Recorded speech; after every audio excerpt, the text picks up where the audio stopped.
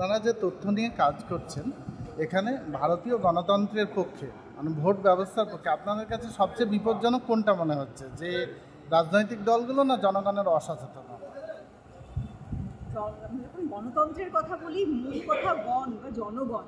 জনগণই যদি সচেতন না থাকে তাহলে শুধু রাজনৈতিক দলগুলোকে, আমি এটা অনেকটা ব্যক্তিগতভাবেও বলছি, শুধু রাজনৈতিক দলগুলোকে দোষ দিয়ে কী হবে? কারণ যাদেরকে আমরা, যারা জনপ্রতিনিধি হচ্ছেন, ভোটটা তো আমরাই দিচ্ছি যেভাবেই হোক। সুতরাং আমাদের সচেতন আর কতদিন, অনেক সংগঠন অনেকভাবে মানুষের সামনে তথ্য উপস্থাপনা করছেন, মানুষ যদি সেগুলো নিয়ে না ভাবে, আবার সবটাও মানুষের দোষ দেওয়া যায় না। যে ধরনের রাজনৈতিক আবহ তৈরি হয়েছে, যে ধরনের অর্থশক্তি আর পেশাশক্তির খেলা চলে, যে ধরনের মানুষকে ভুলিয়ে দেওয়ার বিভিন্ন ইস্যু সামনে নিয়ে এসে খাড়া করা হয়, সবসময় অনেক সময় এগুলোর সামনে মানুষও অসহায় হয়ে পড়ে।